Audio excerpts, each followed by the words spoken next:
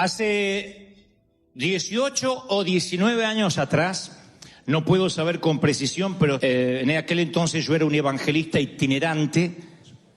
Ecuador, Colombia, Honduras, Dios abrió las puertas de América Latina. Y yo estuve pensando, dije lo mismo en el servicio anterior, si fue hace 18 o 19 años, no recuerdo, pero más o menos por ahí. Yo llego a una iglesia, a un edificio maravilloso, muy grande, una iglesia muy moderna para ese entonces. Me llamó mucho la atención su estructura, su arquitectura. Y entonces el pastor me recibe allí, yo iba a predicar 2 noches, y mientras que íbamos hablando y mirando y comentando la estructura, la arquitectura, el hombre me dice: yo necesito abrirte el corazón y decirte algo que el Señor ha puesto para que te lo transmita. Dios me dijo que te diga que lo que estás haciendo es seguir adelante en el ministerio, pero sin pasión. Sus palabras me quemaron. Él estaba llorando, sus ojos vidriosos, y me decía: el Señor me dice que posiblemente todos los sueños que hoy tienes van a quedar en sueños, no se van a cumplir a menos que cambies, a menos que tengas una redirección. Tienes el corazón maltratado, y a causa de tu corazón maltratado, Dante, estás desanimado. Y la verdad, en aquel entonces yo recién me abría paso en el camino de los predicadores, o recién estaba empezando en lo que se llamaría el gran público, la gente más masiva, y las críticas llegaron crueles hacia mí. Y eso que no había redes sociales hace 20 años, pero la impunidad con la que me atacaban. Y me acuerdo que mi corazón se maltrató. Tardaría muchos años en tener un corazón tierno y piel de rinoceronte. Tuve que pasar por muchas experiencias. Esta fue la primera. Un hombre de Dios diciéndome: Dante, el Señor me mostró que tu corazón está maltratado, que te hirieron mucho y eso te desanimó. Y ahora, aunque pareces un muchacho ocupado, yo tenía unos 30 años, me dijo: aunque eres un muchacho ocupado, no estás siendo eficiente. Como Sansón, no te estás dando cuenta que la unción se está yendo de ti. Necesitas recuperar tu comunión con Dios. Uy, me lo dijo mientras íbamos caminando, pero con un amor. Claro, yo lo cuento así y dice: uy, te liquidó ese hombre, ¿cómo no te suicidaste al instante? Pero no puedo transmitirte el amor con el que me habló. Y ese día hubo un cambio en mi vida. Di un giro de 180 grados gracias a que alguien tuvo el valor, la audacia de decirme las cosas. Me lo dijo con mucho amor, insisto, con mucho temor del Señor. La idea de él no era desenmascararme, sino ayudarme a que Dios después cumpliera los sueños que vinieron, a que yo sea medianamente el hombre que soy hoy. Yo siempre estaré eternamente agradecido. Ahora, llega un momento en la vida en que todos los que seguimos a Dios, no los que servimos necesariamente, sino los que seguimos, y esto nos involucra a todos, en que sin darnos cuenta perdemos la pasión, perdemos el primer amor, perdemos la entrega que teníamos. Y casualmente no ocurre con un evento catastrófico, un punto álgido de inflexión. Por ejemplo, sí, ahora que lo dices, Dante, yo perdí la pasión cuando se me murió mi padre o mi hijo, o cuando quebré en la finanza, cuando me divorcié. No. Por lo general, esos eventos nos acercan más a Dios. Por lo general, esos eventos nos doblan, nos ponen de rodillas, nos tiran en la presencia del Señor, porque no nos queda otra. Yo estoy hablando cuando la cotidianeidad, cuando la vida diaria, la vida monótona, sin que seamos conscientes, nos va desviando y nos va tirando a la banquina, nos va quitando del freeway. Y un día estamos desanimados, estamos tristes y no sabemos cómo llegamos. Como digo siempre, solo pasó. Hay gente que llega a nuestras consejerías que le decimos: ¿y cómo es que perdiste todo? ¿Cómo es que te dejaste de congregar? ¿Cómo fue que dejaste de orar? Y te dice: no sé, no me acuerdo, pasó. Simplemente sucedió. ¿Cómo es que te entraste en una involución donde empezaste a cada vez a mirar más televisión y más tele y más tele, y las maratones de Netflix o la cantidad de horas frente a la computadora reemplazaron los libros cristianos que leías? Nadie te dice: sí, lo recuerdo, fue un 22 de diciembre que tomé esa decisión. No, por lo general lo típico es que nuestra pasión se va escurriendo entre las actividades cotidianas y llegas a una situación donde sientes que te falta algo, que en el frenesí de la actividad pierdes la pasión y ese momento llega sin que lo esperes. Estoy hablándole a aquellos que dicen, sí, es cierto, Dante, me falta algo y no sé qué es. Sientes que algo te falta. Es un cansancio del alma, como digo siempre, que viene a través del desánimo. Viene a través de haber perdido la pasión. A lo mejor no te diste cuenta que tu tanque de pasión por Dios marcaba vacío. Y cuando te quedaste sin gasolina espiritual, ya está, en el medio de la ruta parado y no puedes avanzar. No te diste cuenta que el afecto por tus seres queridos, por tu cónyuge, por tus hijos se estancó. Y tú dices, no es que dejé de amarlos, pero no sé qué me pasa. Estoy desanimado hasta para expresar que los amo. Hasta para hacer la milla extra que antes lo hacía con gusto. Entonces, convengamos. No decidiste dejar de dar palabras de aliento a los demás. Simplemente pasó. Solo sucedió y no sabes cómo llegaste hasta aquí. Y conectaste el piloto automático. Hay empresarios que siguen su compañía con piloto automático. Soñaron toda la vida con construir una empresa. La tienen y van con piloto automático como si fueran el último empleado de una fábrica. Otros soñaron con un matrimonio, estaban en la boda, ¡ay sí, matrimonio! Y ahora miran al marido, al cónyuge con un piloto automático diciendo, todavía respira. Mamis que querían, o mujeres que querían ser mamis, que rogaban, oraban por su vientre para tener un hijo sano, y hoy están preocupadísimas para que no se les raye la mugrosa mesita del living. Ay, no, que me rayan, que me ensucian la carpeta. ¡Ese vaso! ¿Por qué dejaron el vaso sucio? Y se arma un caos por un vaso. Yo no digo que no seas limpia o limpio y que te gusta tener todo ordenado. Digo cuando algo estalla de un modo que no debería estallar. Cuando algo está sobreexcedido. Tiene que llevarte a pensar que son alarmas que te están diciendo que perdiste la pasión por las cosas simples. Perdiste la pasión por congregarte, por tener una familia, la pasión por compartir un programa en la tele, por tomar un café en familia. De repente las cosas que antes te alegraban, ahora son abúlicas, son aburridas. Perdiste la pasión de vivir. Entonces esta tarde, como lo hice esta mañana de parte de Dios, yo traigo un plan de recuperación de pasión. Nadie se va de aquí sin salir con la pasión encendida como el primer día. ¿Cuántos están listos para recibir esta palabra? Díganme, ¡amén! Bueno, este es el plan de recuperación. Mucha gente lo ha probado y le ha resultado. Segundo libro de Reyes, el capítulo 6, la palabra cuenta la historia que el profeta Eliseo, recuerden que era el que había heredado una segunda porción del espíritu que había en Elías. El profeta Eliseo tenía a su cargo a los muchachos, a un grupo de novatos, profetas, una escuela de profetas. Venía gente de todas partes, de Medio Oriente, del mundo, y entonces, claro, las dependencias eran pequeñas, los alumnos eran muchos, y uno de los profetas novatos le dice al profeta Eliseo, Eliseo, ¿por qué no nos dejas ir hasta la orilla del río Jordán, que hay muchos árboles? Queremos achar árboles, cada uno se va a traer un tronco o dos, y vamos a ponernos a fabricar nuevos dormitorios para extender las dependencias del seminario bíblico. Entonces Eliseo dice, bueno, vayan. A último momento le piden al profeta que los acompañe, él los acompaña, y entonces ocurre algo que para algunos puede ser un tema menor, pero es importantísimo para aquellos que han perdido la pasión. Uno de los muchachos jóvenes está achando el tronco de un árbol, como están haciendo todos, se descuida, presumo que hace un mal movimiento, y la cabeza del hacha se le vuela, queda con el mango.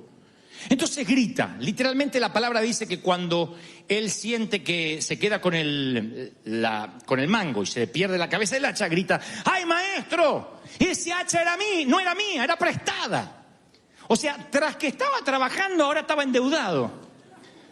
Porque le habían prestado una herramienta que tenía que devolver. Y en esos tiempos un hacha podía ser un dinero importante. Entonces se preocupa y lo primero que se le da por hacer es gritar. Lo primero que esto me enseña es que yo veo al hombre trabajando duro. No es un flojo, alguien que se quedó. Es alguien que, como todo el mundo, está achando, se descuida y en el descuido pierde su filo, pierde su herramienta, en pleno rendimiento, viviendo la vida. Entonces, este mensaje más que nunca va para aquellos que dicen: Dante, yo hago todo lo que se supone que sé hacer. Trabajo, me esfuerzo, ahí estoy, queriendo cortar el árbol. No soy un flojo que se levanta el lunes y que estoy esperando que la bendición me caiga del cielo. Yo estoy trabajando duro para que Dios me bendiga. Y sin embargo, no sé en qué momento siento que estoy haciendo mi trabajo y los árboles no caen a mi alrededor. Siento que estoy en mi empresa y no logro tener mayor utilidad. Estoy en mi familia y no logro conectar con ellos. No logro que mis hijos cambien. No logro ni que junten la ropa estos condenados. Otro dice: no estoy logrando alcanzar mi sueño. Estoy ahí haciendo el esfuerzo, haciendo el movimiento. Quien me ve de lejos dice: está cortando árboles. Pero quien se acerca se da cuenta que solo tengo el mango. Perdí la pasión. Se me perdió el filo en algún momento. Y no hay nada más que drene la unción que hacer el esfuerzo y sentirte en una bicicleta fija. La bicicleta fija es frustrante porque te adelgaza pero no llegas a ninguna parte. En mi barrio subías a la bicicleta y por lo menos, además de adelgazar, ibas a algún lado. Pero a veces cuando la bicicleta fija nos sucede en la vida, estás allí cansado, sudas, pero no llegas a ninguna parte. ¿Saben por qué pasa eso? Porque cuando uno pierde la pasión, lo que pierde primero es la mente, además de la pasión. ¿Saben cómo es perder la mente? Nunca te olvides de esto. Miren, cuando estás navegando en internet, en la computadora, es muy probable que entres a sitios, que visites cualquier sitio de noticias, de lo que sea, te entran cookies. Las cookies son como información que se oculta en la computadora, que luego te van a redireccionar a lugares que según tu perfil necesitas ir. No es raro de repente que te aparezca ofertas de Ross, un montón en la computadora. ¿Por qué? Porque alguna vez estuviste buscando algo en Ross. Así que si a tu esposo le aparecen Viagra, algo estuvo buscando. No diga: no sé por qué me lo mandan. Esas cookies te van llenando el disco rígido y la computadora cada vez está más lenta.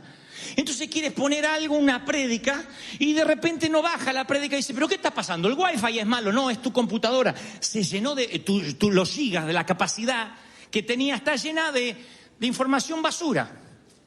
De información que te drenan la mente, el mother, te drenan el cerebro que tiene la computadora. Lleven esto a la vida cotidiana con este mother, con esta cabeza, es lo mismo.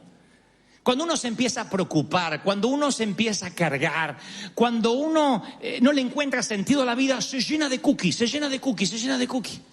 Entonces hay gente acá que lo único que ve son cookies. Que están diciendo: Señor Jesús, te pido que bendigas a mi hijo. Ay, no le preparé el lunch para mañana. Ay, pará. Pero este desgraciado no vino. Ay, pero no sentí la llave. Y te olvidaste que estabas hablando con Dios. ¿Por qué? Porque el nivel de preocupación es tan profundo que te llenó la mente con información basura. Y eso te termina quitando la pasión. Así que al hombre se le cae el hacha y ahora está pac con el mango, pero grita: ¡no tengo! ¡Se me cayó! ¡Era prestada! ¿Qué es lo primero que tienes que hacer? Escucha esto: si pierdes la pasión 50 veces al día, grita y pide ayuda al Señor, que te la va a devolver, te la va a dar, te va a encender, te va a prender fuego el Señor. ¿Lo reciben, sí o no? ¿Dónde cayó?, pregunta el hombre de Dios. Y cuando le indica el lugar, Eliseo toma un palo, lo echa allí y hace que el hacha empiece a flotar. Extendió el brazo el muchacho y la sacó. Observa que no se entristeció, no lo regañó. No le dijo: ¿cómo, menso, se te cayó?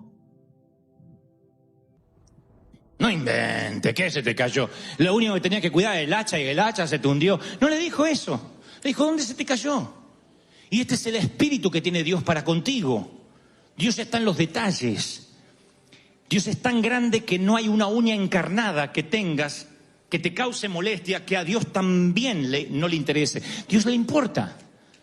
Esto es lo primero que tienes que llevarte esta tarde en este plan de recuperación. Sea lo que sea, que te esté pasando, que te entristece, que te deprime, que te oprime, Dios me dice que te diga, por favor, pídeme ayuda. No tienes ayuda porque no me la has pedido. Dime que quieres recuperar tu pasión.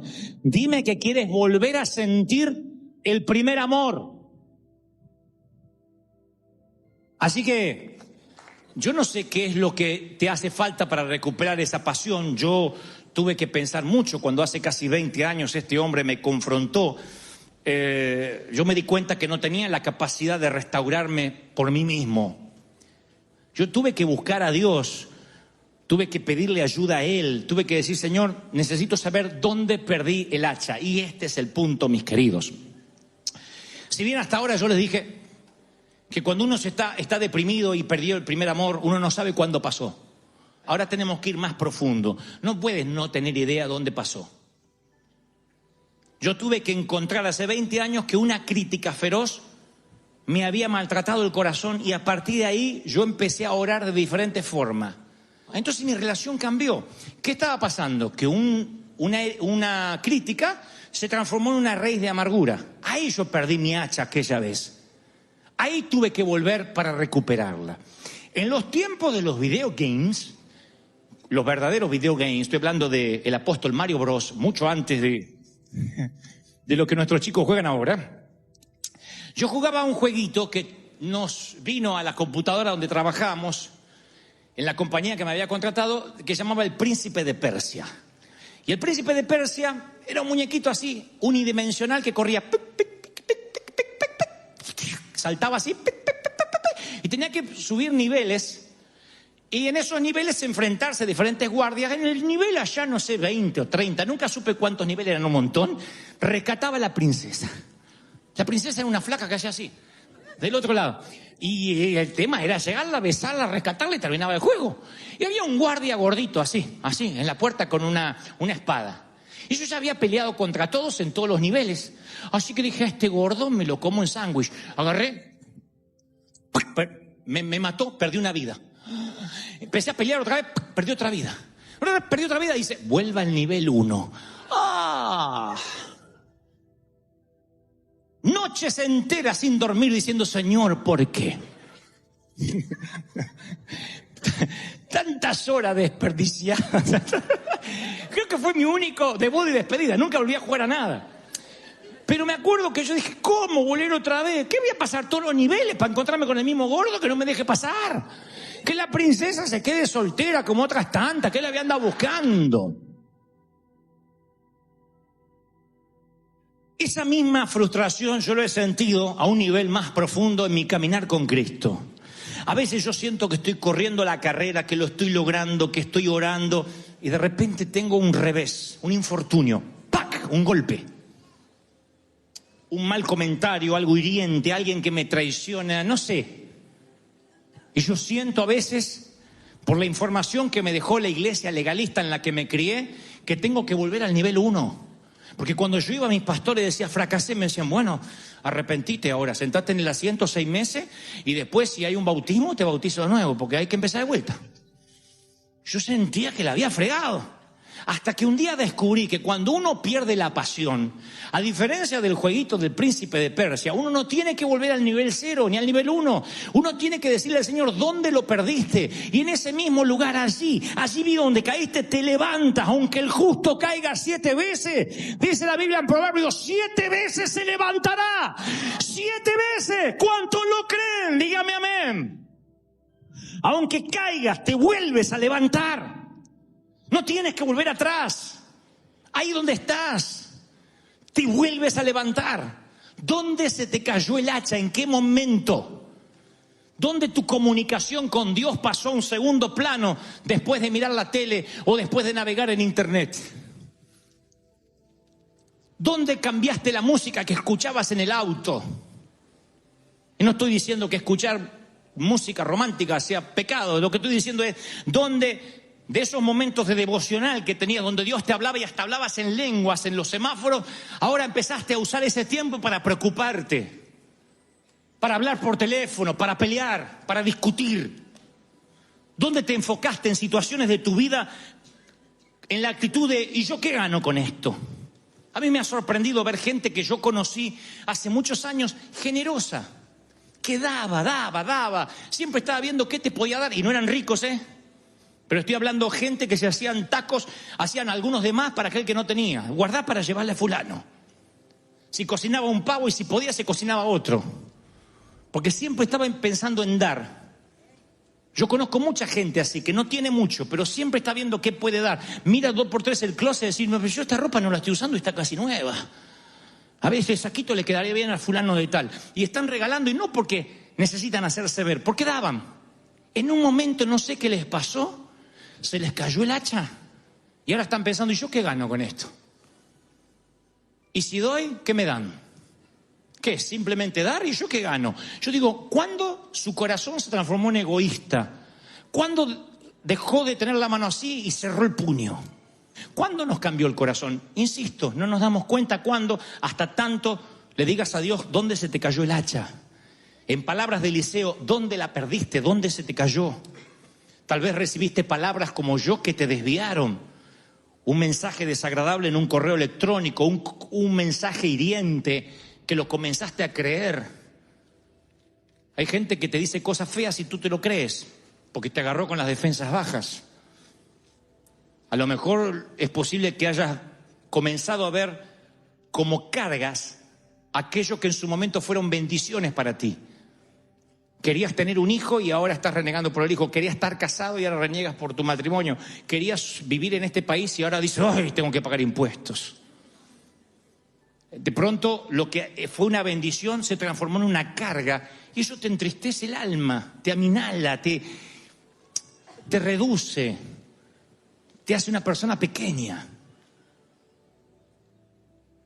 A mí me duele ver gente pequeña, porque la grandeza siempre es interior, ¿saben? La grandeza no son los músculos que desarrollas en el gimnasio. La grandeza, muchachos, no es la testosterona. La grandeza no son los anabólicos. La grandeza, damas, no es el cuerpo perfecto, ni las nalgas paradas, ni los senos perfectos. La grandeza es lo que lleva adentro uno. Eso es lo que enamora, eso es lo que atrae, eso es lo que lidera. La grandeza. Y cuando no tienes esa grandeza, eres gente pequeña. Y la gente pequeña perdió la pasión. Se vuelve egoísta. Se vuelve... siempre se llena de especulaciones. ¿Qué puede ganar? ¿Qué no puede ganar? ¿Dónde la perdiste? Es la pregunta. ¿Dónde cayó? ¿O te vas a quedar moviendo el mango viendo que los árboles no se caen? Necesitas recuperar el filo. Necesitas saber que tienes la responsabilidad de evaluar tu situación. Pablo le escribe a Timoteo y le dice, aviva el fuego del don de Dios que está en ti por la imposición de mis manos. Y él tiene la obligación de avivar ese fuego. No le dice, Pablo, vení a imponerme las manos otra vez. ¿Qué es lo que hacemos los pastores a veces? Pasen al altar y reciben una nueva unción. No, aviva el fuego que Dios te dio. No dice la Biblia, ven aquí que te vuelvo a orar, Timoteo, que seguro te me enfriaste. Moisés, regresa al desierto que te prendo otra zarza. No. Recupera el llamado, vuelve al nivel donde el gordo no te dejó rescatar la princesa. Vuelve al sitio donde perdiste todo lo que habías logrado. No tienes que irte a un monte, irte a Israel, a que en el muro de los lamentos tengas un encuentro con Dios. Ahí, al lado de tu cama, donde orabas antes. Ahí vas a encontrar tu hacha, en el mismo lugar, en el mismo sitio donde ahora no le encuentras sentido. Ahí va a estar el Señor. Lo estás recibiendo. Ahí te encuentras con Él. Yo tengo esta palabra para que te vayas a tu casa, a tu hogar. Es una frase que me dijo un amigo hace muchos años atrás, cuando yo era chico. Bueno, no tan chico, pero era pibito, chamaquito. Yo le dije que había hecho muchos niveles en el Príncipe de Persia y que faltando poquito por rescatar a la princesa, un gordo me mató. Me quitó las 3 vidas. Y como no había forma de saltear niveles, le dije, así que no volví a jugar más. Y él me dijo una frase que se acuñó en mi corazón, pero ya no para volver a jugar a los videogames, sino que lo utilicé como un mantra, como un axioma, como un proverbio de vida, que te lo voy a regalar. Él me dijo, ¿De verdad no volviste a jugar habiendo llegado tan lejos? No, tenés que volverlo a intentar, flaco, porque llegaste muy lejos. Esta fue la frase: llegaste muy lejos para darte por vencido. Y esa es la misma frase que te voy a regalar. Llegaste muy lejos para quedarte sin hacha. Llegaste hasta acá. Te trajo Dios quién sabe de qué país. No sé si naciste acá o quizás a millas, kilómetros de distancia. Mira todo lo que lograste. Sufriste, lloraste, te reíste. Arrojaste puñados de tierra sobre un ataúd. Asististe a bodas, a la propia, a las de extraños. Estuviste en una corte de divorcio. Pasaste muchas cosas. ¿De verdad me vas a decir que te vas a dar por vencido? Se dan por vencidos los que recién empiezan. Pero tú no. Es un lujo con el que no cuentas. La renuncia no es una opción para ti. Llegaste muy lejos para darte por vencido. Y no importa cuántos gordos se interpongan entre la princesa y tú tienes que volverlo a intentar. Porque no tienes que volver al nivel 0, tienes que volver al nivel donde peleas con el gordo, ahí mismo. Al mismo lugar donde perdiste las vidas, te paras ahí y dices: en el nombre del Señor voy a recuperar mi botín. En el nombre del Señor voy a pelear por lo que es mío. Están recibiendo esta palabra de parte de Dios. No te rindas, no bajes los brazos, no te entregues. ¡Wow! Mis queridos, un hombre... Estaba leyendo la noticia hace un par de días y dije: algo el Señor quiere decirme con esto. Un hombre alemán heredó un bosque que le perteneció a su familia durante 400 años. 400 años, 4 siglos que este bosque perteneció a la misma familia, al mismo apellido alemán. Este hombre lo heredó y lo sorprendente, dice la noticia, es que los árboles que él cosecha los plantó su bisabuelo hace 180 años. 180 años para que él los pueda disfrutar. Y los árboles que él ahora tiene que plantar, lo más probable es que no los disfruten ni él, ni sus hijos, ni siquiera sus nietos, sino sus bisnietos. Son esos árboles frondosos, de tronco grande. Él es parte de una cadena. Al heredar un bosque que no plantó y al tener que seguir plantando semillas para futuros árboles que él no va a disfrutar, él se siente parte de una cadena, como un eslabón más. Y él da una declaración a cierto periodista que está haciendo una crónica de esta herencia tan particular de la familia alemana, y él dijo lo siguiente. Él dice: cada generación que hereda este bosque, plantado, insisto, hace 400 años atrás, debe tomar una decisión. Pueden podarlo todo o pueden seguir plantando. Pueden venderlo todo y hacerse rico, porque son árboles que se cotizan para muchas cosas, para todos los productos que pueden sacarse de los troncos de lo mismo. O pueden tomar solo lo necesario y seguir dejando la inversión para sus hijos. El hombre cosecha semillas sembradas por hombres que jamás conoció. Y el hombre siembra semillas que cosecharán descendientes que nunca verá. O sea, independiente del pasado y responsable del futuro. Como nosotros, cuando nacemos en una familia, somos hijos del pasado y padres del futuro. Todos nosotros nacimos en un bosque que no sembramos. Nacimos en un apellido que no elegimos tener. Ninguno de nosotros decidió nacer en esta o cual o la otra familia. Nacimos donde el Señor quiso que naciéramos. Y tenemos la mixtura, tenemos la raza, tenemos la etnia que Dios determinó que tuviésemos. Y nacemos, insisto, en un bosque donde ya estaba cuando llegamos y donde seguirá estando el día que tengamos que partir. A partir de esta historia, que me pareció, por cierto, muy, muy singular, se me ocurrió una pregunta para hacerle a la iglesia en este domingo en particular. La pregunta es: ¿qué aspecto tiene tu bosque familiar? O sea, al pararte sobre la tierra que te heredaron, al pararte sobre tu apellido, ¿cómo te sientes? Porque algunos de ustedes heredaron una tierra con muchos bosques, con muchos árboles, con muchos nutrientes. Algunos heredan tierras donde hay hileras de herencia, de verdad, de cosas buenas, cosas positivas. Quizás te apoyes en el bosque de tus padres y te sientas con orgullo.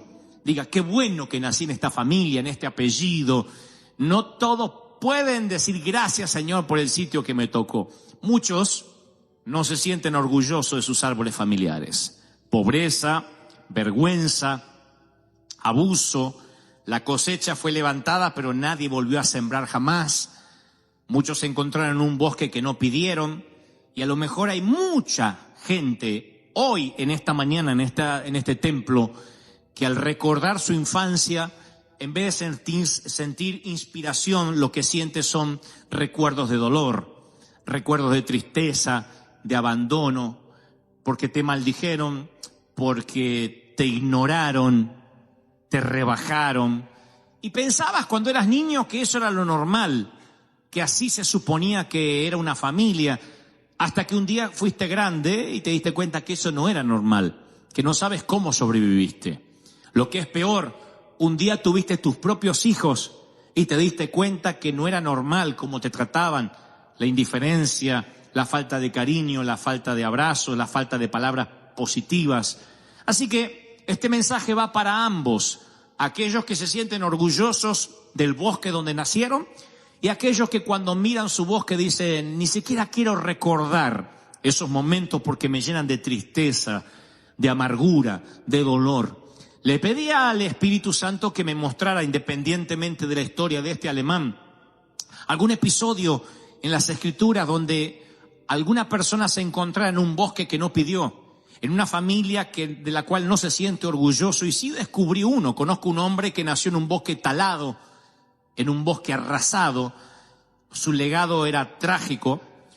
Leo en las Escrituras un poco capítulos para atrás y me doy cuenta que su abuelo era un brujo que consultaba con adivinos, con agoreros. De hecho, sacrificaba a sus hijos en rituales satánicos. Ese era su abuelo, alguien directamente emparentado con las cosas diabólicas. Su padre no era mejor. La Biblia dice que su padre destruía las casas de adoración, se burlaba de los creyentes.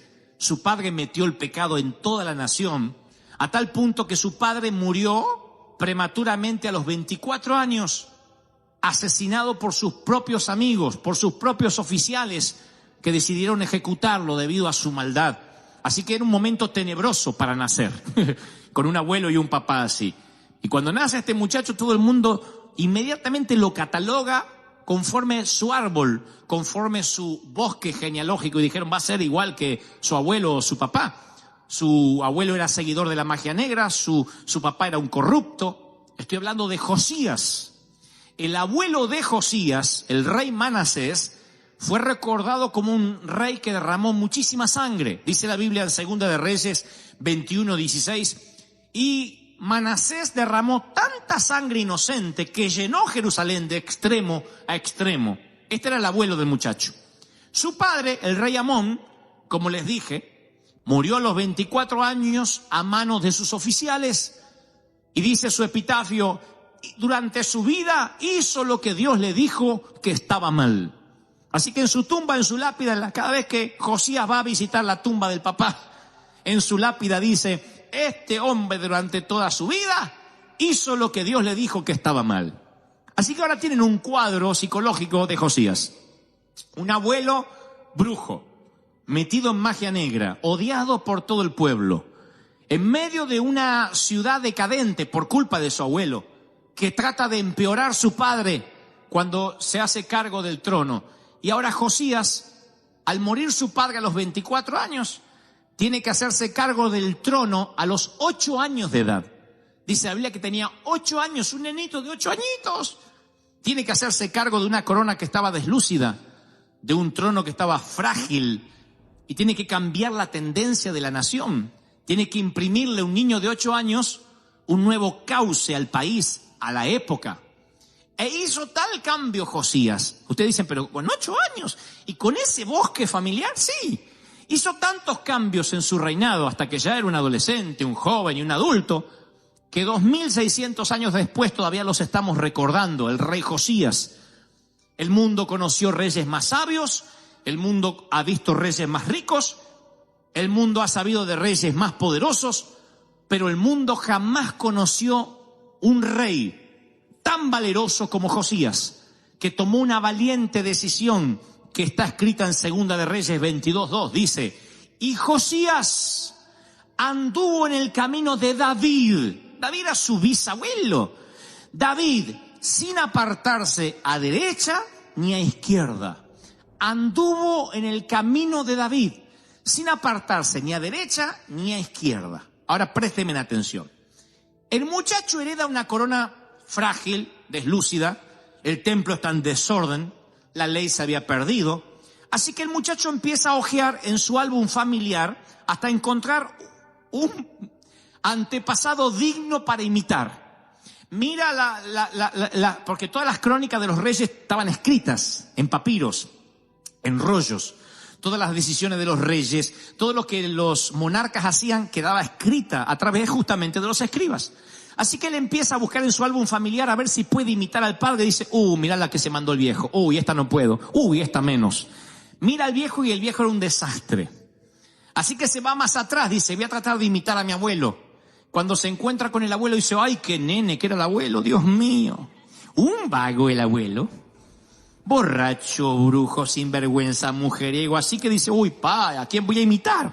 Y entonces tiene que saltear al padre, tiene que saltear al abuelo e irse más atrás todavía hasta que encuentra a David. Y descubren las crónicas que David, que era su tatara o quién sabe, abuelo por allá, cuando descubre a David dice: voy a tratar de imitarlo a él, porque las crónicas decían que David tenía un corazón conforme al del Señor. O sea, saltea todo lo que no le conviene y trata de buscar en su álbum familiar alguien a quien emular, alguien a quien imitar. Tú no puedes elegir a tus padres, pero puedes elegir a tus mentores. ¿Me están siguiendo, sí o no? Tú no puedes elegir en qué familia nacer, pero puedes elegir a qué familia espiritual pertenecer. Tú no puedes decidir qué apellido tener, pero sí puedes decidir tener un apellido celestial con un ADN que es más fuerte que el ADN que circula por tu sangre, por tus genes, que es el ADN que te da el Señor y el Espíritu Santo. ¿Están de acuerdo con eso, sí o no? Ahora, no podemos elegir a nuestros padres, pero sí podemos elegir a nuestros mentores. Sigo leyendo la Biblia y ahora les comparto 3 secretos que le van a volar la cabeza literalmente. Oigan esto. Sigo leyendo la Biblia y dice: la gente, durante el reinado de Josías, claro, la gente derribó los altares de los Baales, según las directivas de Josías. Josías destruyó los altares de incienso, despedazó las imágenes de los dioses paganos de Acera, etc. Las redujo a polvo.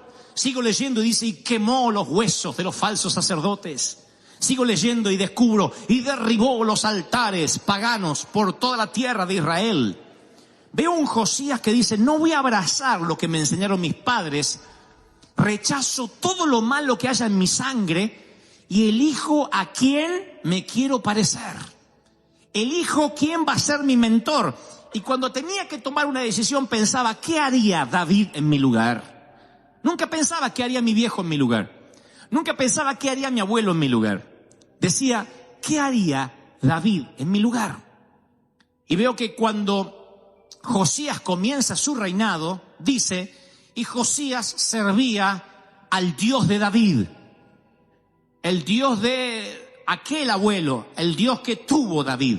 Pero al terminar casi el reinado, Josías, que ya era un hombre, no era un hombre muy viejo, a los 26 años de edad, él restaura el templo y la Biblia dice: y en el año 18 de su reinado, cuando ya había limpiado la tierra y la casa, envió que repararan la casa del Señor, su Dios.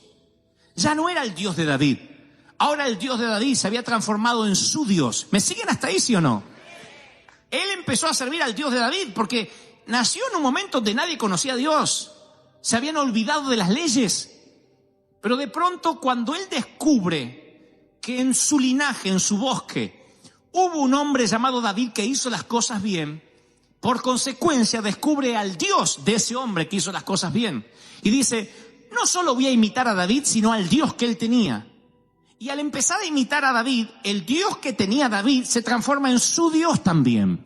Y los milagros que Dios hizo en su abuelo David, ahora empiezan a ocurrirle a él. Y la Biblia dice, y él sirvió a su Dios, se transformó en su Dios personal y privado.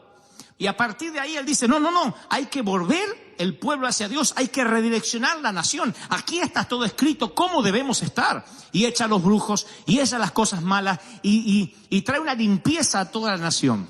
Ahí es cuando Josías descubre que él no nació en ese bosque familiar por accidente. Nació para cambiar el rumbo de su apellido y lo que es más, el rumbo de la nación. ¿No será esa la razón por la cual tienes el apellido que tienes? ¿No será esa la razón por la cual naciste en la familia que naciste, en la nación y en el país que naciste, con el papá que tuviste o que no tuviste? ¿No será que en lugar de maldecir el bosque talado en el que te tocó nacer, será que Dios te puso ahí para que a partir de ti las cosas empiecen a cambiar en tu apellido y diga, no hubo nadie bueno en los Gebel hasta Dante, pero a partir de ahí todo cambió y sus hijos y sus nietos y sus bisnietos comenzaron a servir a Dios porque se volvieron al Dios verdadero? ¿No será que eso quiere Dios? ¿Cuántos dicen amén? Entonces, cuando uno piensa, ¿y a dónde voy a buscar yo para parecerme? Les voy a regalar el primer principio. ¿Quieren recibirlo, sí o no? Escuchen este principio que está dicho por Jesús en el Evangelio de Juan 3:6. Juan 3:6 dice, la vida humana, oigan, la vida humana nace del hombre, mientras que la vida espiritual nace del Espíritu. ¿Me siguieron, sí o no? Lo diré otra vez. La vida humana nace del hombre, mientras que la vida espiritual nace del Espíritu. ¿Qué dice la Escritura? Que tus padres te pudieron haber dado los genes, pero Dios te dio una gracia especial que revierte esos genes. La Escritura dice que tus padres fueron responsables de tu cuerpo, pero Dios es responsable de tu alma. Y que cuando buscas en tu árbol, en tu bosque, alguien a quien imitar y no encuentras a nadie y no tienes un buen modelo, tienes que buscar en el ADN de Dios que sobrepasa cualquier ADN negativo de tu bosque familiar. Si no tienes a quien imitar, tienes que buscar un mentor. Alguien que diga, no seremos la misma sangre, pero somos el mismo espíritu. Porque el hombre hace que nazca la vida humana, pero el Espíritu Santo hace que nazca la vida espiritual. Lo que estaba dentro tuyo. ¿Cuántos creen esto? Dígame amén. Así que nadie diga, el que yo estoy condenado, el que nació pa' perro, muere caniche. No diga esas cosas. Porque dentro tuyo hay un gen, hay un ADN diferente. Tu padre creó las galaxias. Tu padre fue el que acomodó el cosmos en su lugar, el que niveló las montañas. Tu padre metió los océanos en los cauces. Esa es tu familia real. Eso corre por tus venas. Cuando entiendes eso, no importa dónde naciste. ¿Me están siguiendo, sí o no? Segundo principio que nace de esta historia es el principio de los genes latentes, que está confirmado y corroborado médicamente. Todos nosotros tenemos genes, algunos se activan y otros quedan allí por años. Mal valga la comparación, es como los virus, como las enfermedades. Si tuviste una enfermedad cuando niño, esa enfermedad a veces queda un virus de forma pasiva alojada en tu cuerpo. Y a los 30, a los 40, a los 50 años, ese virus se vuelve a despertar y a veces produce una reacción menor, importante, etcétera. Y tú dices, pero si yo esto ya lo sufrí cuando niño. Sí, pero el gen latente quedó allí oculto en algún lugar del cuerpo y se vuelve a despertar. Dicen que eso pasa con el cáncer, que el cáncer no es una enfermedad que uno adquiere por el oxígeno, por contagio, sino que ya está eso desde que naces dormido. Y hay que orar de que no se despierte, porque cuando se despierta y sale a la luz, es como que eso que estaba allí de forma pasiva ahora forma una parte activa y produce el cáncer. De la misma forma pasa con los genes. Hay genes que están allí guardados, que tú no sabes, que Dios los programó para activarse en determinado momento. Se me llena el corazón al pensar que cuando nosotros nacemos en el Espíritu, hay genes que Dios coloca desde los cielos en tu interior y quedan allí guardados para que en algún momento ¡puc!, se activen y empieces a usarlos y digan, pero yo ni sabía que esto estaba en mí. Se llama dones del Espíritu. Son genes que Dios pone en ti y que te surgen. Los dones del Espíritu no es que entras en estado de trance y sirves al Señor en trance, sino que te sale de adentro. ¿Me siguen, sí o no? Los profetas, la profecía es un don. Y yo nací en una iglesia donde las profetas entraban en trance. Tenía que ponerse los ojos en blanco, gritar en un chirrido que te ponía loco. Era como ver uñas en una pizarra. Yo no quería ser profeta porque digo, no voy a gritar como esa endemoniada nunca. Porque y ella decía, no sé lo que dije, el Señor me agarró, como que la agarraba como un robot. Hasta que entendí que los dones funcionan metidos, inmiscuidos, mezclados dentro de tus genes. Y toda tu familia a lo mejor siempre fue egoísta, nunca dio nada. Pero de pronto Dios dice, ¡pac!, y activa dentro tuyo el gen de dar, de sembrar, de no ser egoísta, y empiezas a dar. Y todo tu familiar le dice, pero ¿y este dónde salió? Habrá sido hijo de otro, porque nuestro no es. Tienes una particularidad que no es que te agarra los domingos, lo haces todo el tiempo, es algo que se activa en un momento específico. Y el Señor te programó para que eso se active. Un gen para servir, un gen para predicar, un gen para transmitir, un gen para adorar. Algo que dice, yo no sabía que eso estaba en mí. Gente, como decía recién, te criaste con gente negativa y de pronto el Señor, ¡pum!, despierta un gen positivo en ti. Y ese gen positivo siempre tiende a llevarte para adelante. Eso está en mí. Dios despertó un gen muy positivo en mí, si no, no podría liderar, no podría inspirar a otros. Pero Dios siempre me dio como una alegría extra. Por eso me acusan de loco, de que no se toman las cosas con seriedad. Y que Dios me dio como un giga extra de alegría. Y es como que Dios dijo, sufrió tanta tristeza, tanto lo psicopatearon de chiquito, que mandó un gen extra de alegría y de gozo. Dijo, para que le dure y para que se mantenga lo más joven posible. Y el Señor dice, hay un gen en ti que se va a activar esta mañana. ¿Cuántos creen esto? Díganme, amén. Tercer y último principio. Diré lo que dije al principio. Uno no puede elegir a los padres, pero puede elegir a los mentores. Cuando uno descubre ese principio, es extraordinario. Por eso la Biblia dice, el que ofrenda a profeta, el que bendice a profeta, bendición de profeta tiene. Porque el Señor dice, cuando tú miras algo que te apasiona, que quieres, que amas, te sientas a los pies de los que más saben, no vas a tener que pasar por lo mismo. Algunos dicen, no, hay que pasar todo lo que pasó el apóstol Pablo. No, hay cosas que pasó Pablo para que tú no las tengas que pasar. Yo no quiero que mis hijos repitan los momentos tristes de mi vida. Me va a gustar verlos casarse y no tener que pasar las miserias, las pobrezas que nosotros pasamos. Me va a gustar ver que ellos arrancan con ventaja, porque es algo bíblico. Es bíblico, el Dios de Abraham, el Dios de Isaac, el Dios de Jacob. Y cada generación conoce a un Dios que comienza en los lomos o en los hombros de tus mentores. Entonces, iglesia amada, iglesia querida, entiendan lo profundo de este sermón. No sé dónde la vida te va a llevar. Dios quiera que te quedes aquí por siempre, pero si por alguna razón la vida te lleva a alguna otra parte, nunca permitas que sea tu pasado el que te defina. Nunca permitas que sea tu bosque familiar lo que determine tu destino. Tienes que comenzar en los hombros de alguien que te desafíe, para decir, a partir de ahí yo quiero tener el doble, el triple. Es el principio de Elías y Eliseo.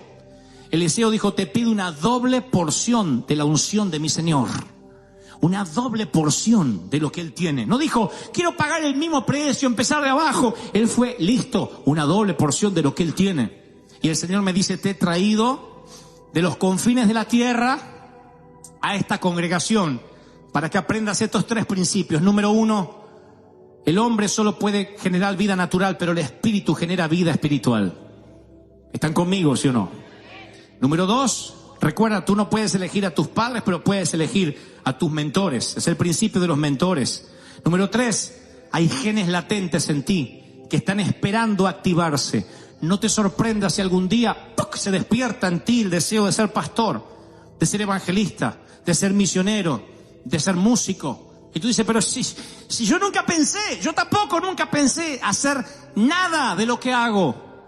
Pagaría cualquier cosa porque me vieran a mí de adolescente, de jovencito, lleno de complejos, sin poder hablar a la gente, tartamudo, con cierto grado de autismo durante gran parte de mi niñez, para que ustedes vean lo que Dios puede hacer con un inútil, con alguien que no tiene dones, pero que Dios puso genes allí. Desde el vientre cancerígeno de mi madre, Dios me llenó de genes que se iban a activar en momentos especiales. Y luego fue a mi calendario y dijo, este gen se le va a activar a los 6 años. Y empecé a dibujar. Este otro gen no se activará hasta que tenga 17. Y fue la primera vez que hablé en público y nunca paré. Este otro gen se le va a activar cuando tenga 20. Este otro gen a los 35. Y descubrí que podía escribir. De golpe empecé a escribir libros como si hubiese estudiado para hacerlo toda la vida. Otro gen que se activó, puesto desde el vientre de mi madre. Un gen pastoral que se activa exactamente cuando cumplo los 40. Se activa y se despierta como si siempre hubiese sido pastor. Y los que creyeron enseñarme, hoy me dicen, díganos cuál es el método de crecimiento. No tengo idea, se activó el gen. ¿Cómo le voy a decir si 40 años para atrás no encuentro nada? Y no sé qué más se me va a activar de acá hasta la vejez. Pero esos genes están en ti. Esos genes están en ti. ¿Cuánto lo quieren y lo reciben? Díganme amén. ¡Aleluya!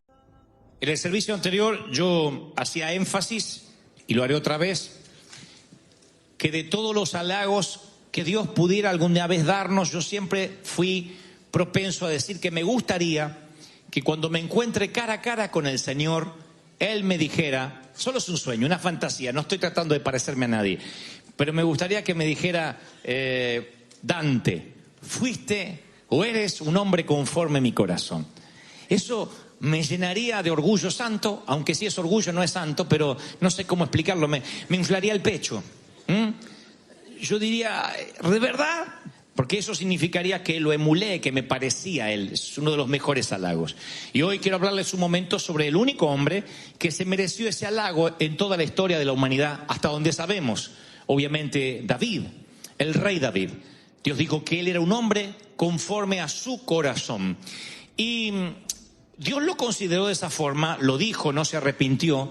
Pero yo quiero que echemos un vistazo a la vida de David. El guerrero que dirigió conquistas militares. El que fundó una ciudad capital hasta el día de hoy. Allí en Israel está la ciudad de David. Trajo de regreso el arca del pacto. Así que él trae lo que simboliza la presencia de Dios a casa. Baila. Porque David, si tuviéramos que buscar un adjetivo, no el de que Dios le da, sino uno humano, diríamos, es extrovertido. David es un hombre que dice lo que tiene ganas de decir. No anda con vueltas. Es un hombre sin filtros.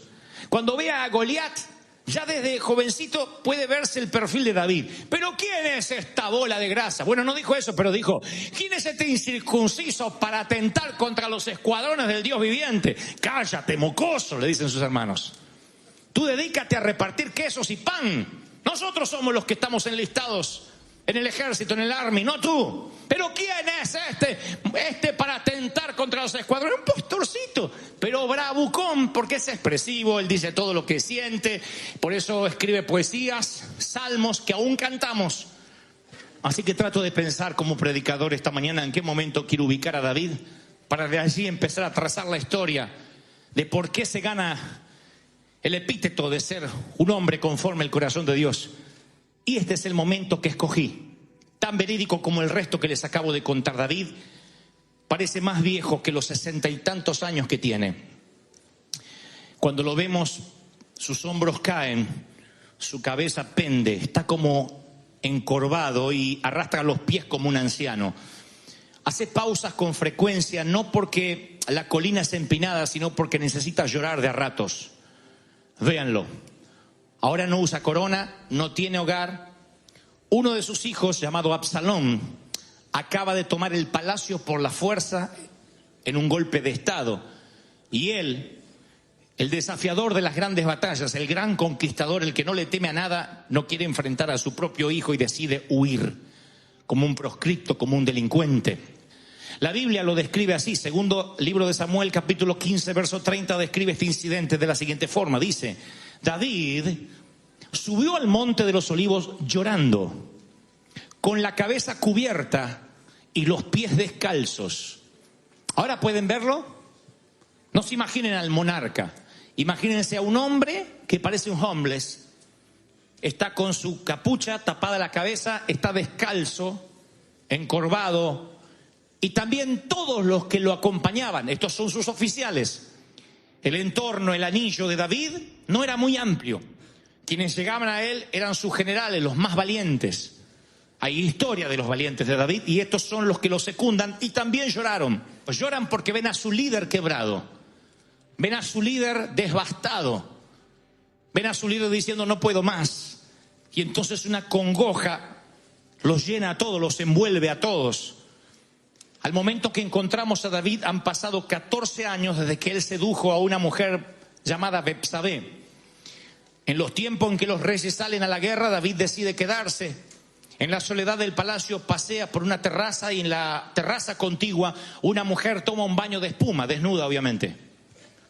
Quizás la mujer sabía que desde donde ella se bañaba el rey podía verla y lo estaba seduciendo, pero eso sería muy machista. Tal vez la mujer no sabe y peca de ingenua, lo que sea. David no aparta la mirada, la seduce, la trae a la cama y manda a matar a su marido. 14 años desde que eso sucedió. 13 años desde el momento que él camina descalzo por la montaña, desde que un profeta piadoso llamado Natán le dice: tú pecaste contra Jehová. Ese profeta no sabe cómo hacerle entender al rey que metió la pata y usa una metáfora, una parábola de un hombre que tenía muchas ovejas. No obstante eso, codicia la oveja del pobre vecino, la única que tenía. David se enoja, monta en cólera. Un hombre que hace esa canallada debe morir. Y Natán le dice: tú eres ese hombre. Has pecado contra Jehová. Han pasado 13 años desde que fue confrontado y desde que Natán le da una sentencia. Le dice: Dios te perdona lo que has hecho, no morirás, pero la espada nunca se irá de tu familia. Será una familia que vivirá momentos tristes, agónicos. Acabas de abrir un vórtice en los cielos, una puerta al enemigo, y tu familia lo resentirá. Ahora me pregunto si David recuerda esa palabra mientras que va por la montaña. Las cosas no han salido bien. Están como algunos esta mañana diciendo: sabes, ahora que lo mencionas, Dante, yo siento que tampoco las cosas me han ido bien en los últimos años. También puedo ubicarme en esa pendiente, con los pies descalzos, la cabeza tapada y llorando. Cada día la vida se me hace cuesta arriba, literalmente como la pendiente que está subiendo David. Siento que podría escapar. Yo también me transformaría en ave si pudiera y me iría lejos, pero no sé dónde podría escapar. Pero déjenme que les siga contando sobre el hombre conforme al corazón de Dios. Hay historias sórdidas, desenterradas en la arqueología de su familia, porque la Biblia narra que David tiene varios hijos de distintas madres. Él tiene muchas esposas, concubinas. Uno de sus hijos se llama Amnón, y Amnón se siente atraído por su media hermana Tamar. Tamar es virgen, nunca estuvo con ningún caballero. Amnón la trata de seducir. Tamar le dice: no hagas eso, eres mi hermano. Amnón dice: no lo eres técnicamente, tenemos mismo padre pero distinta madre. Tamar se niega y un día Amnón entra a su recámara y la abusa, la viola por la fuerza. Tamar rompe su vestido de colores, lo desgarra así. El vestido de colores significaba que era una mujer virgen y ahora ha perdido su virginidad y su inocencia con su medio hermano. Su medio hermano la usa y luego se deshace de ella como si fuera una muñeca usada. Y la Biblia dice: y el rey David, al enterarse de todo lo que había pasado, se enfureció. Y es lo último que la Biblia narra respecto a David con este incidente. Se enfureció. Ajá. Y luego pasa otra historia: se enfureció. Pegó 2 o 3 gritos como padres latinos y otra cosa. Y tampoco hizo nada con Tamar. Tamar necesita un papá y lo que obtuvo fue silencio. Quedó un vacío en su interior y ese vacío lo llena su otro hermano, Absalón, quien le dice: Tamar, yo vengaré tu virginidad. Yo te devolveré la dignidad como mujer. Así que Absalón embriaga a su hermano en una fiesta, a su hermano Amnón, y le clava un puñal por la espalda. Así que tenemos una familia donde hay incesto, una hija violada, un hijo muerto, un palacio conmocionado y ahora un asesino prófugo. Esto es peor que los Rivera.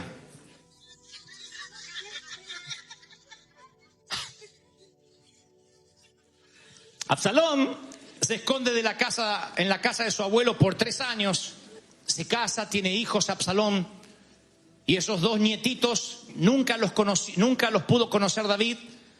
David no conocerá a los 2 hijos de Absalón. Absalón dice, ustedes no tienen abuelo. Ahora Absalón anida rencor en su corazón.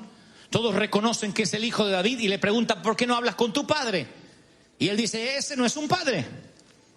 Mi hermano violó a mi hermana y él simplemente ocupado en sus conquistas, en componer salmos, en matar filisteos, pero es un pésimo padre. En ser un gran guerrero lo ha faltado con el precio de perder a su familia. Yo podría ser un rey más equitativo, y empieza a ganarse el corazón de la gente. Algunos lo siguen, arma un ejército y ahora le da un golpe de estado a su padre. Ahora va por el trono, lo quiere todo. Absalón va por el palacio y David siente que no va a pelear con un hijo. Ya bastante dolor tiene en su familia. Ha perdido a uno asesinado, tiene una hija violada. Ahora no irá contra Absalón. Entonces son los oficiales que lloran junto a él quienes le van a resolver el enigma. Le dicen, David, si tú no puedes hacer nada porque no puedes pensar, estás bloqueado, nosotros lo resolveremos. Uno de sus principales oficiales, su segundo a bordo en Israel, clava 3 lanzazos en el corazón de Absalón, que cuelga y pende de un árbol enredado en sus cabellos. Van con la noticia y le dicen, bueno, la peste ha muerto. Ahora Absalón también murió, regresa al palacio. Y es la primera vez que David orará por alguien de su familia. ¡Absalón! ¡Absalón! ¿Quién me diera a mí el privilegio de estar muerto yo en tu lugar? ¡Qué palabras! Es lo que le surge del alma cuando le dicen que Absalón está muerto. Él quiere estar muerto. Y lo escribe en uno de sus salmos. ¿Quién me diera a mí morir en el lugar de mi hijo? Él siente que una parte de él también muere con cada hijo que entierra. Un padre no debería nunca enterrar a los hijos. David ya ha visto muchas tumbas de los suyos. Si ustedes me quieren preguntar cómo yo veo a David en este momento subiendo por esa empinada colina, lo veo opaco, gris, triste. Perdió la alegría, el gozo. David no tiene gozo. Cuando pierdes el gozo, no tiene sentido nada de lo que estás haciendo. Y deben haber visto ustedes gente en cualquier oficio o profesión que ha perdido el gozo de lo que hace. Yo les doy mi palabra de honor que no pasaré un minuto más frente a ustedes ni al timón de esta congregación si algún día siento que pierdo el gozo de servir. Si algún día esto deja de ser un placer, una diversión y se transforma nada más que en una cruz, en una carga, porque eso se empieza a notar. No podemos servir sin gozo. David perdió el gozo, que no es lo mismo que la felicidad mundana, es ese gozo que termina siendo tu fortaleza, termina siendo lo que te da energía para levantarte cada día. Regrésame el gozo. Y cuando Natán le dice, David, tú has pecado contra Jehová, David nunca duda de su salvación. Noten esto, que no es un tema menor. David no dice, no me quites la salvación, no quiero irme al infierno. Él dice, devuélveme el gozo, regrésame el gozo de ser salvo. Él sabía que podía sentirse salvo, pero perder el gozo. Devuélveme el gozo. Yo lo que necesito es volver a tener paz en mi almohada, volver a ser feliz. ¿Cómo hace David? ¿Cómo recupera el gozo? David dice, borra mis transgresiones, lávame de mi maldad, límpiame de mi pecado. Está consciente que transgresión es violar un límite, que maldad es transformar algo lindo en algo feo, que pecado es una ofensa hacia Dios. Pero él necesita recuperar el gozo. ¿Y qué hace? Escribe, compone el Salmo 51. La vida de David se divide en 2 partes, antes del Salmo 51 y después del Salmo 51. David debió haber terminado los salmos en el 50. No se supone que un hombre con las manos llenas de sangre y de adulterio siga escribiendo salmos. Sin embargo, después del 51 encuentro el 52, el 53, el 54 y sigo y me voy al 100 y pico, sigue escribiendo y digo, alguien le tiene que decir a este hombre que no debería escribir más, alguien tiene que decirle que tiene que apartarse del camino de Dios. Pero Dios dice, es un hombre conforme a mi corazón. ¿Qué es lo que hace que sea conforme al corazón de Dios? Así que David dice, devuélveme el gozo de tu salvación. Y escribe el Salmo 51. Cada salmo, si eres detallista, antes de comenzar tiene unas letras pequeñas, traducidas del original hebreo, que dice, ¿cuándo fue compuesto? ¿En qué momento? Y aquí yo me pongo a ver cuándo escribió este salmo y dice lo siguiente, al músico principal. O sea que las notas se las da al músico principal, salmo de David, después que tuvo sexo con Betsabé y fue confrontado por Natán el profeta. O sea que es confrontado, consciente de su pecado, y en lugar de poner la mirada perdida y decirle, fallé al Señor, yo no puedo adorar, este se pone a adorar, se pone a cantar una canción, se pone a decirle, Señor, aún yo te estoy amando. Es como que David dijera, mira, Dios, voy a ser sincero una vez más, de las millones de veces que lo fui. Sabes, tal vez yo no sirva como rey, tienes razón. Soy el tipo equivocado. No soy mejor que Saúl. Y a decir verdad, creo que desperdiciaste la unción en mí aquel día que el cuerno vertió sobre mi cabeza. Como padre, ay, pésimo. Mis hijos me detestan. Tengo una hija que me odia. Tengo hijos muertos y los que están vivos no quieren saber nada de mí. Como esposo, me soportan porque soy el rey. Pero todas se mandarían a rajar a su tierra si pudieran. Soy un hombre solitario, triste, descalzo y con la cabeza tapada en una colina ascendente. Lo he perdido todo. Pero sabes, cuando tú me encontraste, Dios, yo era un muchachito que solo sabía cantar. De tanto en tanto defendía a mis ovejas de los osos y leones, de cualquier depredador. Pero yo sé cantar. Eso sí, es algo que está innato en mí. Desde el vientre de mi madre yo sé cantar, así que tomaré la guitarra y cantaré otra vez. Tal vez no pueda ser un rey, pero aún puedo cantar. Toma la guitarra y canta. Siento a Cristo, siento a Cristo. Todos en el palacio escuchan cantar al rey. Lo han escuchado cantar luego de las victorias y de las derrotas. Lo han escuchado cantar cuando tenía el bebé muerto en los brazos, el hijo de él y Betsabé. Cantaba. Siempre cantó. David, más que salmista, más que profeta, más que rey, es cantante, músico. Es lo que sabe hacer. Y es como de que de alguna manera le dice Dios, tal vez no pueda hacer todo lo otro que tú esperabas de mí, pero sabes, a pesar de todo aún puedo cantar. Aun cuando el sábado por la noche fue atroz, cuando el diagnóstico fue aterrador, yo puedo adorar en la angustia. Y yo te hago una pregunta esta tarde. ¿Qué es si te alejaste de Dios, si sientes que estás lejos del Señor, que ya no oras ni cantas como antes? ¿Qué crees que es lo que todavía podrías hacer para Dios? Si lo perdieras todo, ¿qué es lo que todavía crees que podrías hacer para Dios? ¿Qué te parece que podrías seguir haciendo para Dios a pesar de tus manos sucias, de tu indignidad aparente? Tal vez dices, bueno, podría aconsejar.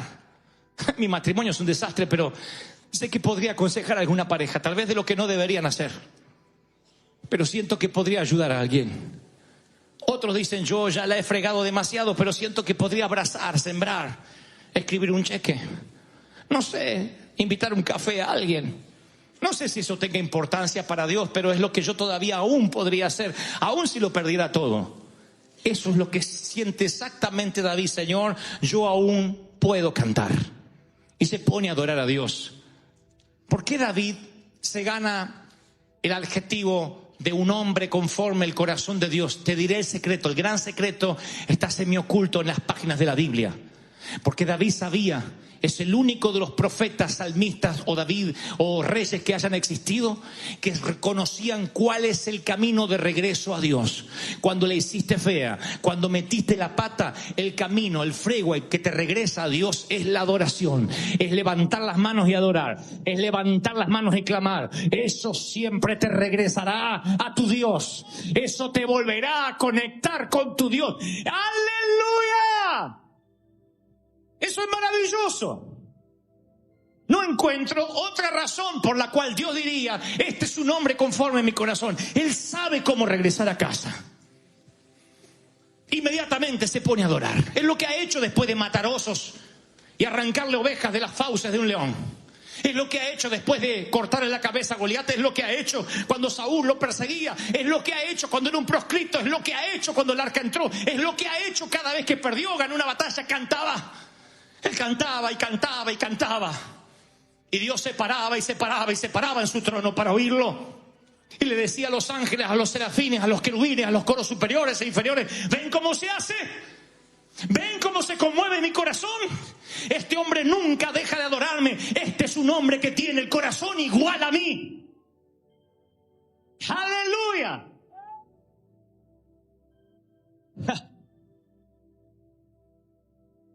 ¿Y cómo creen que David se arrepiente? Como lo fue toda la vida, sincero. Él no anda con vuelta, él no dice: Señor, tú sabes lo que hice, ¿para qué mencionarlo? Él no es Saúl. Él no busca honra de los hombres. Él es honesto. Yo conozco mis rebeliones. Mi pecado está siempre delante de mí. Y contra ti solo he pecado. Tú que amas la verdad en lo íntimo y en secreto me has hecho comprender sabiduría. Estoy leyéndole solo algunos episodios del fascinante, extraordinario, formidable, inigualable, incomparable Salmo 51. Ese salmo que los religiosos sería el motivo por el cual rompan el resto de los escritos de David es lo que a mí me conmueve. Jamás escuché a un hombre gritar: cúbreme, límpiame con hisopo y seré limpio. David es un rey, pero conoce el oficio del sacerdote. Los sacerdotes toman una hoja que se llama hisopo. No es el hisopo que conocemos nosotros para hurgarnos los oídos. Es una hoja, una planta que mojaban en sangre del cordero y salpicaban y rociaban el templo. Lo que está diciendo técnicamente David: necesito la sangre, salpícame con la sangre. Nunca te olvides de esa oración cuando te metas en líos. Clama por la sangre, porque la sangre no ha caducado, la sangre no se ha fermentado, la sangre no se ha arrumbrado, la sangre sigue siendo fresca para ti. La sangre te limpia de todo pecado. ¡Límpiame! Alguno diría: David cayó de la gracia. No, David cayó en la gracia. Iba por una cuerda, como vamos todos así, en el trapecio, y se vino, se cayó de la gracia. No, la gracia estaba en la red. Por donde andaba no era gracia. La red se llama gracia. Se cayó en la gracia. Cuando alguien cae, cuando tú fracasas, tú no caes de la gracia, tú caes en la gracia. El Señor te sostiene diciendo: Pedro, sabías que me ibas a negar, sabías que ibas a meter la pata. Él te vuelve a sostener. Y tú dices: pero es que mi corazón es, ya no sé cómo Dios podría limpiarlo, está tan sucio, siento que mi corazón hasta tiene cucarachas, siento que mi corazón es impuro, tiene pensamientos tan indignos. Entonces sigue leyendo el Salmo 51, aprende a orar como David. Él no pide que Dios le limpie el corazón, él dice: crea un corazón nuevo y limpio en mí. Tú eres creativo, me dijeron mis ancestros de que en el huerto creaste a Adán de la nada. ¿Qué te hace crear un corazón? Dame un corazón puro, limpio otra vez, y esta vez lo cuidaré, lo honraré, honraré a mi donante, honraré a mi creador. Renueva un espíritu dentro de mí. Y luego dice: vuélveme el gozo de tu salvación. Ay, vean a David orando por el gozo. No lo he visto clamar así ni una batalla, ni por matar a los filisteos o a ningún otro ejército enemigo. Él clama: vuélveme el gozo. Él no puede seguir sin gozo, necesita el gozo para vivir. No pide una mejor esposa, no pide que los hijos lo amen, no pide un mejor palacio, un mejor trono, no pide cualquier tontería que pediría cualquier otro rey. Hónrame delante de los hombres, dijo Saúl. No pide honra. Él dice: tú me conoces, solamente déjame sentir el gozo de que estoy salvo. David ya conocía que la verdadera evidencia del Espíritu Santo en tu vida no es la profecía, es algo que viene en el fruto del Espíritu, es el gozo. Y no la felicidad mundana, el gozo, la alegría, la paz, el gozo de servir, el gozo de vivir, el gozo de trabajar, el gozo de estudiar, el gozo de levantarte. Ese es el gozo, la evidencia del Espíritu Santo. ¡Aleluya! Y no importa qué tan sucio estés, cuán feo hayas metido la pata, ¿no te gustaría recuperar el gozo? ¿No quisieras que Dios te vuelva a abrazar otra vez? Dice la palabra en Romanos, ninguna condenación hay para los que están en Cristo Jesús. ¿Oíste eso? Te lo diré otra vez, ninguna condenación, ninguna. No hay ninguna. No hay ninguna condenación para los que están en Cristo Jesús. No hay ninguna. Y entonces no eres menos salvo que el primer día que Dios te salvó. Tú no agotaste ni yo agoté las misericordias de Dios. Pero somos tan torpes, siempre pensamos que sobregiramos la línea de crédito divina. Siempre decimos, uy, ahora sí. Uy, ahora estoy en rojo, ahora Dios no me va a perdonar. Y dejamos de adorar. Recuerda la historia de este hombre, por favor, de David. Adúltero, fornicario, asesino, padre pasivo. Un tipo así no pasaría por la vereda de nuestras congregaciones. Sin embargo, se pone a componer el Salmo 51, justamente después de ser confrontado por el pecado. Y adora. Pero no adora de, cállense, el rey va a cantar. Lo hace con su guitarra. Y posiblemente no sea sentado en el trono, sino en una de las escalinatas de su palacio. Porque eso le recuerda cuando se sentaba entre las montañas y olía ovejas y canta. Siento a Cristo, siento a Cristo. Él está cantando simplemente lo que su corazón ha cantado toda la vida desde que era niño. Siento a Cristo en mi corazón. Dicen en el palacio, David volvió a cantar. El rey está cantando. Uno de sus oficiales, Joab, dice que él sabe cómo volver a casa. Él sabe la llave de acceso al trono de Dios. La pregunta es, ¿la conoces tú? ¿Quieres recuperar el gozo otra vez? ¿Quieres sentirte que vale el esfuerzo de haber venido? Miren, yo puedo lidiar con cualquier tipo de oveja, porque también soy una oveja rota, con patas rotas. Yo puedo lidiar con adúlteros, con fornicarios, con homosexuales, pero nunca podría lidiar con corazones sin gozo. Porque te diría, canta, ríe, y tú harías y luego volverías a sentir lo apesadumbrado que está el corazón. No puedo, por mucho que me esfuerce, hacer que el gozo venga, a menos que tú adores y le digas, Señor, yo puede que no sirva como padre, soy un esposo pésimo, ahora que lo pienso, como empresario soy un fracaso, como miembro de River dejo mucho que desear, tan solo si alguien supiera lo que vivo me echarían de aquí. Pero aún puedo cantar, aún puedo adorar, aún puedo decir que te siento. Y eso está así, de que vuelvas a sentir la alegría, el gozo, la llenura, de que Dios te dé un corazón limpio. Lo creo otra vez. ¡Aleluya! Vamos, dile, Señor, yo quiero adorarte. Dale una ofrenda de aplauso y dile, Señor, yo quiero adorarte, yo quiero sentirte.